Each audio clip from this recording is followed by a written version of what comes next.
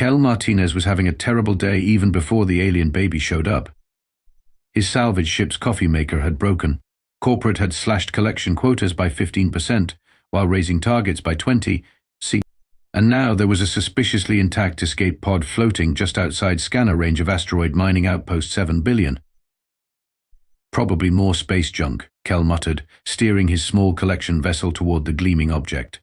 Or worse, paperwork.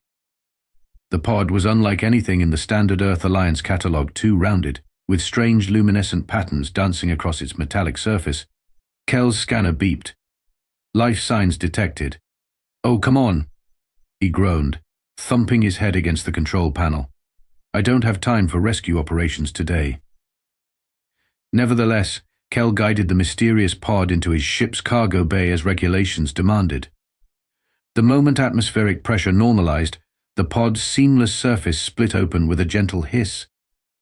Kel approached cautiously, stun baton at the ready only to freeze as two enormous, glistening eyes blinked up at him from inside. What the... The thing that emerged looked vaguely like a cross between a squid and a teddy bear, with 6 tentacle-like appendages, downy azure fur, and those unsettlingly intelligent eyes. It couldn't have been larger than a human toddler. Meeple? It chirped, extending a damp tentacle toward Kel's face. "No, absolutely not," Kel said, backing away. "This is not happening." The creature actually floated out of the pod and bobbed cheerfully in the artificial gravity, trailing a faint glow behind it. "Listen, whatever you are, I'm just a salvage worker. This kind of first contact situation is way above my pay grade." "Meeple." The creature repeated more insistently, propelling itself toward Kel's chest and attaching with a gentle squelch. Kel sighed deeply as the alien began making a sound suspiciously like purring. Just 6 months after Earth had finally been accepted into the Galactic Alliance, and here he was, stuck with what appeared to be an alien child in the outer reaches of the solar system, with nothing but corporate regulations and a half-charged communicator to help him.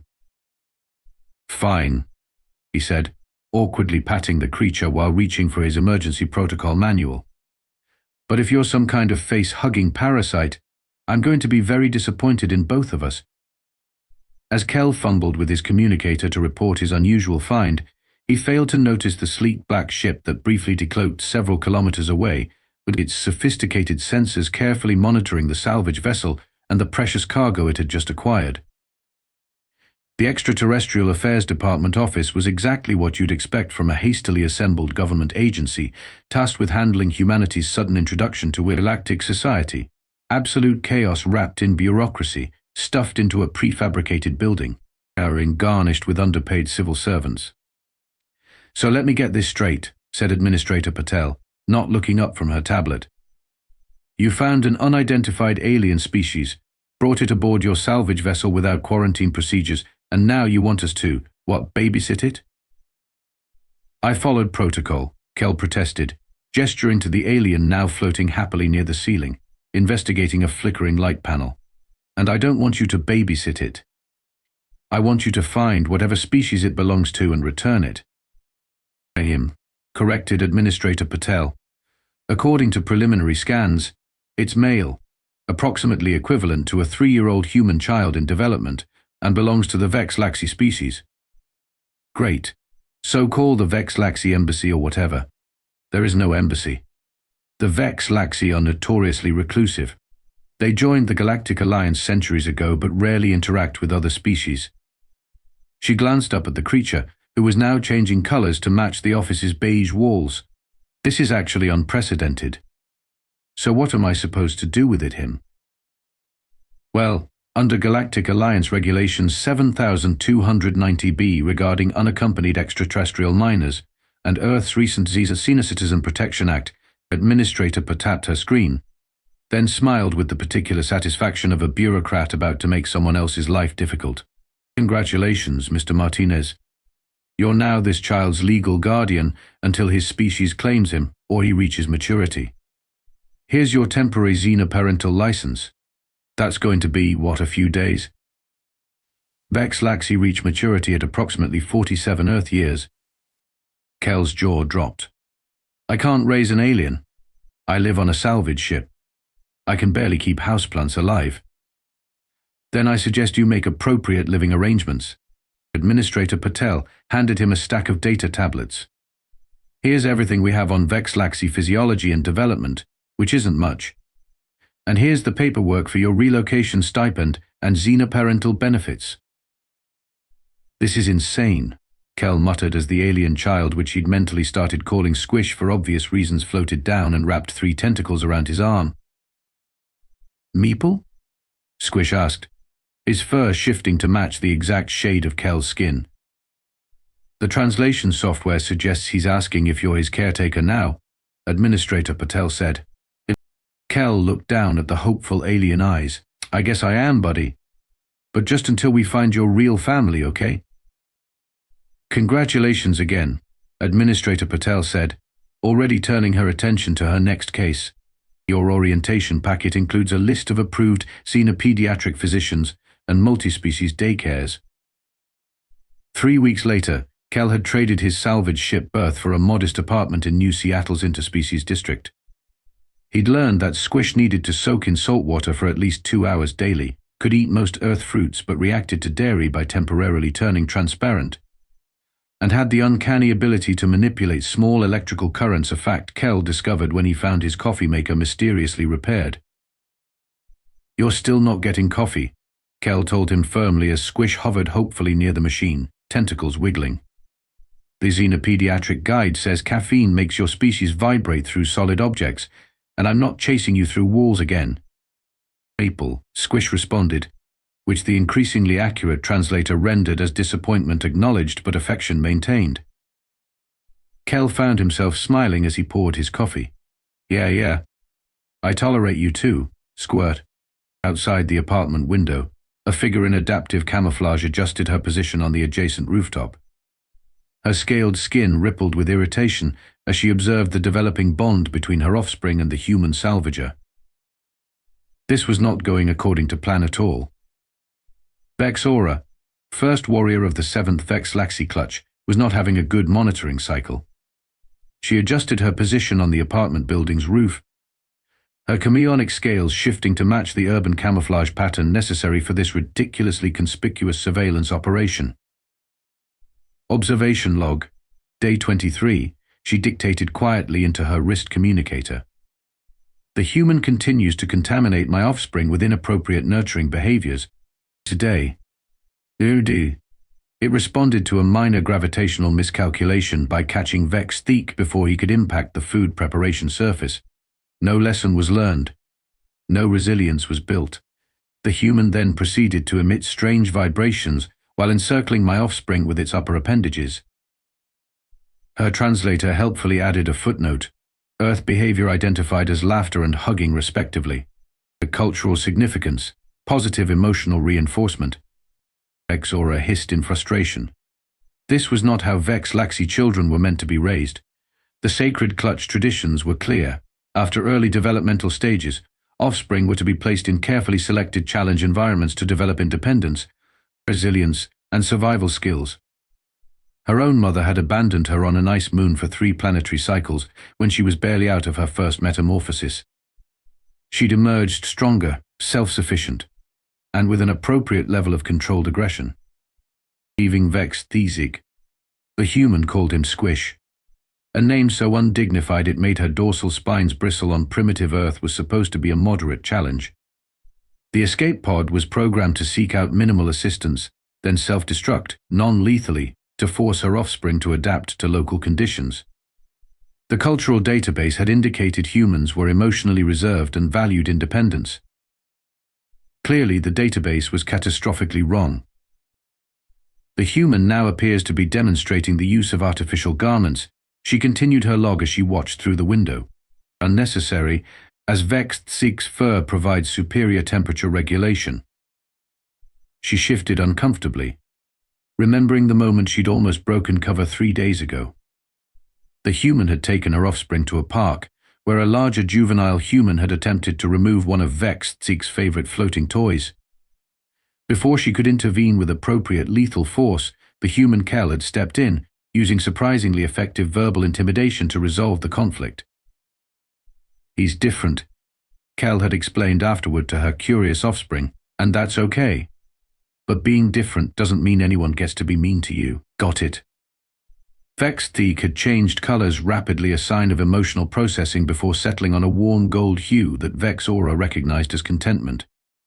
"Statistical analysis indicates my offspring's cognitive development is proceeding at acceptable rates," she admitted grudgingly into her log. "However, combat readiness indicators are critically below expected parameters for this developmental stage. He engaged with a small indigenous creature yesterday." Her translator interrupted. "Earth species identified, butterfly," and displayed curiosity rather than appropriate predatory response. The human encouraged this behavioral deficiency. Vex's aura's monitoring device beeped, alerting her that Kel and her offspring were preparing to leave the dwelling.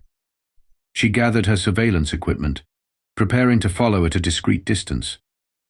The 7th Clutch Command had been increasingly impatient for her extraction report, but she had requested additional observation time, just until she was certain the human wasn't causing permanent developmental damage. Just until she understood why her offspring's contentment readings were scoring higher than any clutch-raised Vex-Laxi child in recorded history. Just until she figured out why watching them together created an unfamiliar sensation in her auxiliary heart chamber. "Remember what we practiced," Kel said, kneeling to straighten the small, specially tailored jacket that covered 4 of Squish's 6 tentacles. "No floating above 3 feet, no color shifting in public unless it's an emergency, and absolutely no electrical manipulation." "Restrictive parameters acknowledged, but emotionally challenging," Squish's translator device chirped. "I know, buddy. But First Contact Elementary is still adjusting to non-human students. Let's not give Mrs. Oka for a reason to call me at work again." It had been 4 months since Squish had entered his life, and Kel had somehow transitioned from salvage worker to xenoparental advocate. He now worked remotely for the Extraterrestrial Affairs Department, specifically in the newly formed Interspecies Education Division. The irony wasn't lost on him. "Will there be nutrient exchange time with the small humans?" Squish asked hopefully. "You mean lunch?" "Yes, and I packed those seaweed crackers you like. Just try not to share them with Tommy again. His mom said his tongue was green for 3 days. Biological response unpredictable, but social bonds strengthened. Squish replied with what Kel had learned was the Vex-Laxi equivalent of a mischievous grin, a slight rippling of his fur combined with a subtle ultraviolet glow only visible to a certain species. The walk to First Contact Elementary was always an adventure. The interspecies district had become Earth's melting pot for the handful of alien species who'd chosen to experience human culture firsthand after the Galactic Alliance membership. Kel nodded to Mr. J.J. Zorb, the amorphous shopkeeper who ran the corner market and stocked Squish's favorite imported Centaurian fruit jellies. Martinez called a familiar voice. Kel turned to see Officer Liana Degas, the community liaison officer who'd helped him navigate the complexities of xenoparental regulations. "How's our favorite little alien doing today?" "I've achieved social acceptance from 63% of my peer group," Squish announced proudly as his fur briefly flashed a confident purple before he remembered the public color-shifting rule. "Impressive," Liana smiled. "That's higher than most human kids manage." "How's the cultural sensitivity training going for the school staff?" Kel asked. Slowly. Mrs. Okafor still insists on using the gravitational stabilizers in the classroom, even though I've explained 3 times that Vex-Laxi children need to float periodically for proper development. She shook her head. "But the new xenobiology teacher starts next week, so that should help." From her concealed position across the street, Vex Aura observed the interaction with mounting concern. The female human's body language suggested potential mate seeking behavior toward Kel. This could complicate her extraction plan significantly. Her concerns were temporarily forgotten when she followed them to the learning facility and witnessed her offspring's integration with human juveniles. While most Vex-Laxi children his age would be engaged in survival competitions or tactical training, Vex-Tzik was participating in something called Show and Share. "This is a hologram of my home system," Squish explained. activating a small device Kel had helped him program. The human children gasped as stars and planets materialized above Squish's tentacles. The third moon is where my species develops our electrical affinity. Can you really control electricity?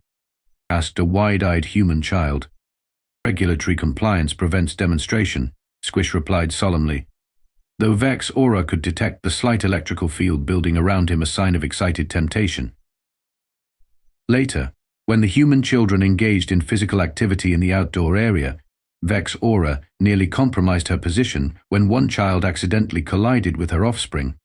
Instead of employing standard Vex Laxi defensive maneuvers, Vex Theek simply changed colors briefly and continued the game. Adaptation or deterioration, she muttered to herself. That evening, disaster nearly struck during dinner, the communal consumption ritual the humans seemed to prioritize. Vex Theek was demonstrating his growing mastery of earth utensils when he accidentally activated his electrical affinity, shorting out the apartment's power grid. Whoops, Kel said in the darkness. Looks like someone's getting excited about pizza night. Regret expressed but enthusiasm difficult to contain, came Squish's voice, followed by the gentle glow of his bioluminescent fur providing emergency lighting. No worries, buddy. Remember what we say? Together they recited, mistakes are data for future improvement. Vex Aura, monitoring from her usual position, felt her primary jaw drop in shock. This was not a Vex Laxi teaching. Mistakes in her culture were met with consequences, not acceptance. Yet her scientific mind couldn't ignore the evidence. This approach appeared to be accelerating her offspring's control of his abilities, not hindering them. For the first time in her observation mission, Vex Aura found herself recording not just data, but questions. It happened on a Tuesday, which Kel would later find both appropriate and ironic. Tuesdays were always their most chaotic day. Squish had double xenobiology classes, which excited him to the point where controlling his floating was nearly impossible, and Kel had back-to-back meetings with the Interspecies Education Board. You're sure you can make it to the shuttle stop on your own? Daisy. Kel asked for the third time, checking his communication device anxiously. Independence trial welcomed and appreciated, Squish replied, his translator picking up the subtle harmonics of pride in his native vocalizations. Memorized. Safety protocols internalized. Okay, but remember. If uncertain, consult Officer Degas or Mr. Zorb. If threatened, employ passive defensive measures only. If truly endangered, electrical discharge permitted at minimum effective voltage. Kel grinned. Sometimes I think you're more responsible than I am. Affirmative assessment, Squish agreed cheerfully, extending a tentacle for their customary farewell gesture, a modified high five that accommodated Squish's suction cups. Away from her surveillance position, Vex Aura watched with mounting alarm. Independent navigation of potentially hostile territory was indeed an appropriate developmental challenge, but her offspring was deploying woefully inadequate defensive preparations. No concealed weapons. No toxic secretion pre-activation, not even basic threat posturing practice. Unacceptable, she muttered, preparing to follow at an even closer distance than usual. For the first 10 minutes, everything proceeded according to plan. Vex Theek maintained appropriate bipedal mimicry in public, kept his elevation consistent with human parameters, and successfully navigated 2 street crossings. Vex Aura was reluctantly impressed with his disciplined adherence to the established protocols. Then came the extraction team. They were collectors, a loosely organized mercenary group known for acquiring exotic specimens for private buyers throughout the galaxy. 3 of them, using scattered field cloaking that would be invisible to Earth's primitive detection systems, but was embarrassingly obvious to Vex Aura's enhanced vision. She hissed softly.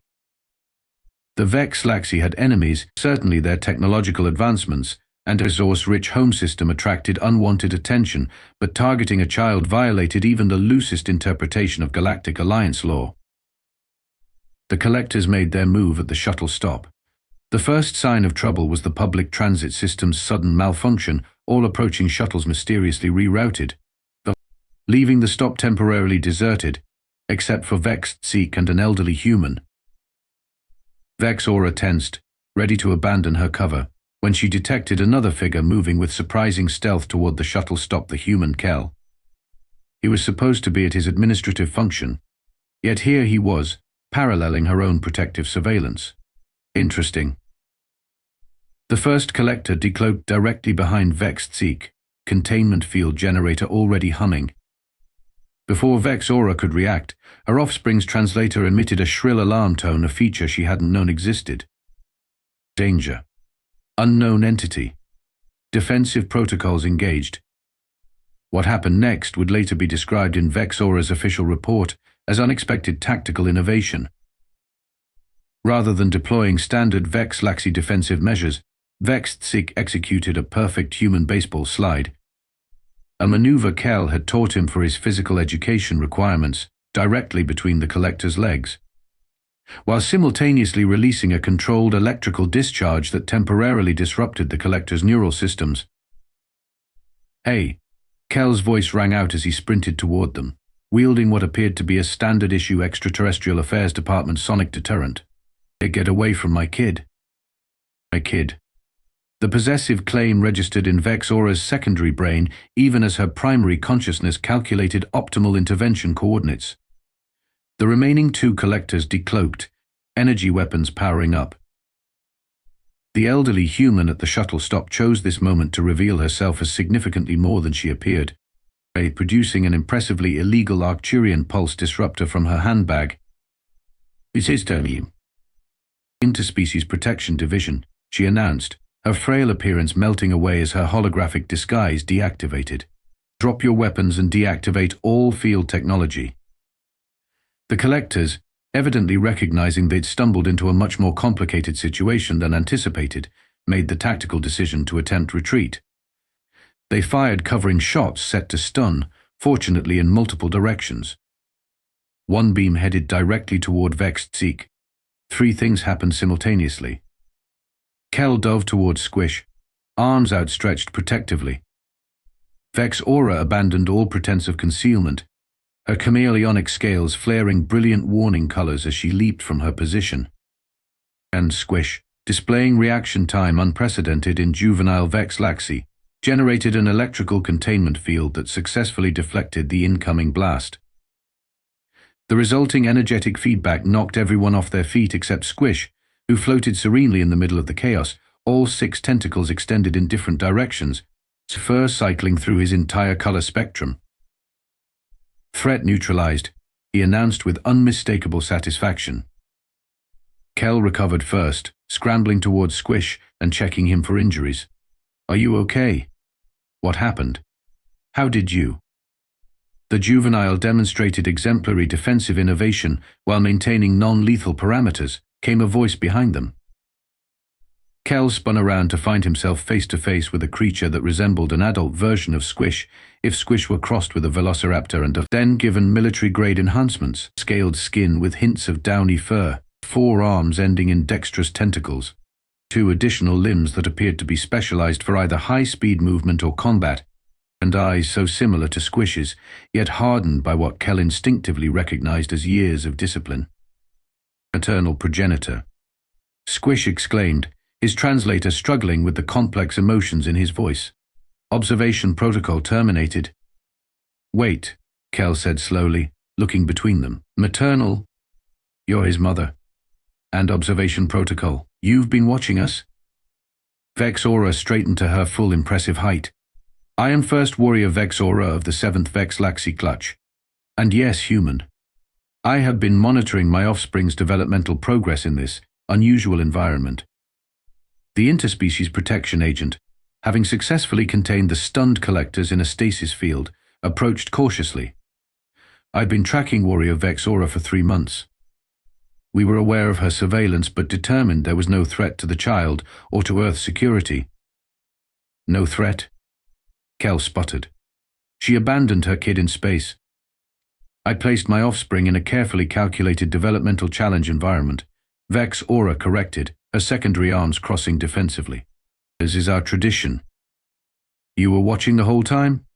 Kel asked, his voice quieter now. "For 4 months. You were right there, and you never once let him know you were okay." that he wasn't really abandoned. Perceptual isolation is necessary for accurate developmental assessment, Vex Aura stated, though something in her tertiary eye movement suggested discomfort. Squish floated between them, his colors shifting rapidly between confusion, joy, and something else, something that made Vex Aura's scientific certainty waver. Query, Squish said, addressing both adults. If developmental challenge successfully navigated, what is the next protocol? This is highly irregular, Administrator Patel said, reviewing the document before her with poorly disguised fascination. We have no precedent for an interspecies co-guardianship arrangement, particularly with a species as traditionally isolated as the Vex Laxi. Kel and Vex Aura sat side by side across from her desk, a study in contrasts. He slouched slightly in his chair, tired but determined after 2 weeks of negotiations, legal research, and more than one heated debate about parenting philosophies.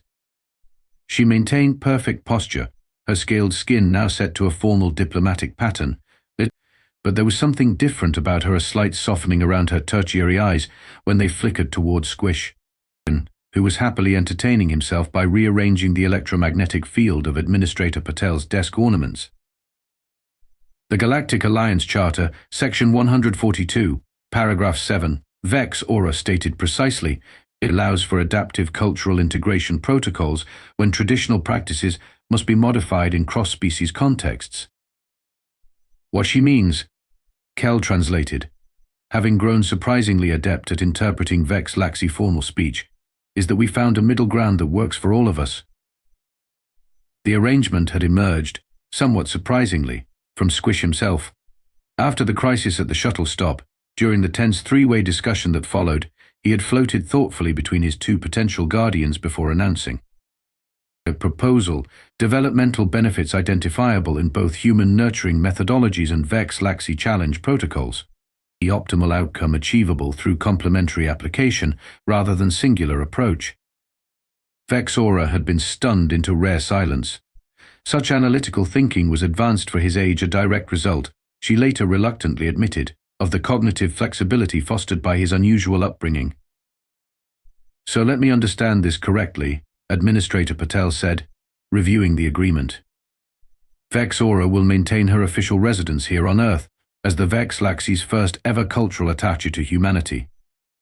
The child will live primarily with Mr. Martinez, but will participate in structured challenge protocols under Warrior Vex Aura's supervision every third cycle. With appropriate safety parameters, Kel added firmly. Graduated risk exposure within acceptable developmental thresholds, Vex Aura amended, which Kel had come to recognize as her way of saying fine, no deadly weapons, until he's at least 10. Administrator Patel looked between them with undisguised amusement. And you two can actually work together without, well, she gestured vaguely at Vex Aura's impressive natural armaments. We've established effective communication protocols, Vex Aura said. We take turns picking the movies on family night, Kel clarified with a slight smile, and she's promised to stop lurking on rooftops. It freaks out the neighbors. Covert surveillance is inefficient when direct observation yields superior data, Vex Aura stated, which was as close as she ever came to admitting a mistake. Administrator Patel stamped the final approval on their unprecedented guardianship arrangement. Well, congratulations. You've just made interstellar legal history. The Xena Sociological Research Council is already requesting interviews. Denied, they said in perfect unison. 6 months later, the unconventional family had settled into a rhythm as unique as its members. Kel's apartment had been modified to include a Vex Laxi regeneration chamber for Vex Aura's stayover periods, and Squish had decorated his room with an improbable mix of Earth dinosaur posters and traditional Vex Laxi star charts. Vex Aura had mellowed slightly under the influence of what she now scientifically classified as controlled nurturing experiments. She still insisted on teaching Squish traditional Vex Laxi defensive techniques, but had conceded that Kel's emphasis on verbal conflict resolution had certain tactical advantages in complex social situations. Kel had gained new appreciation for structure and resilience building, even if he still drew the line at anything involving actual survival scenarios. His new position as interspecies education coordinator had expanded to include consulting with other newly arrived alien families navigating the complexities of raising children across cultural boundaries. "Did you finish your homework?" Kel asked as he prepared dinner, a hybrid Earth-Vex-Laxi meal that involved both spaghetti and something that pulsated slightly. Affirmative. Affirmative. "Both standard curriculum and supplementary Vex-Laxi historical analysis," Squish replied, his colors shifting to a satisfied blue as he floated near the ceiling, practicing controlled electrical field manipulation under Vex Aura's watchful eye. "His disruptive field generation has improved by 27%, she noted, with what Kel now recognized as parental pride. The human education system's emphasis on creative application rather than rote memorization has certain advantages I had not previously calculated." "Hide praise from the first warrior," Kel teased. "Next you'll be saying baseball has tactical applications." "The strategic deployment of projectiles while anticipating opponent positioning is directly applicable to 17 different combat scenarios," Vex Aura replied seriously. "I have registered us for the Community League." And as they settled around the dinner table, Kel and Squish actually sitting, while Vex Aura preferred her traditional hover stance, Kel reflected on how thoroughly his life had changed in less than a year. From solitary salvage worker to co-parent with an alien warrior, raising a child who might someday bridge two very different worlds. Observation, Squish announced suddenly, his translator capturing the harmonics of what Kel now recognized as his version of laughter. "Family unit highly irregular by both human and Vex-Laxi standards." "Statistical outliers often yield the most valuable data," Vex Aura responded, her tertiary eyes crinkling slightly. "In other words," Kel added, raising his water glass, "here's to breaking the mold." Outside the window, the stars were coming out, the same stars that had once seemed so empty to Kel, and that had once been merely tactical coordinates to Vex Aura. Now they represented something different to both of them, infinite possibilities for new connections, new understandings, and new definitions of family that stretched across the galaxy.